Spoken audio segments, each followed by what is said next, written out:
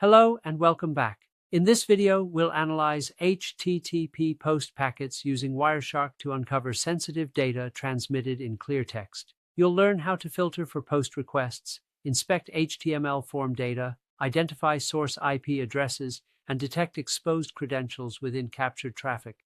This lab demonstrates how unencrypted web traffic can expose passwords and why secure transmission protocols are critical. Let's get started.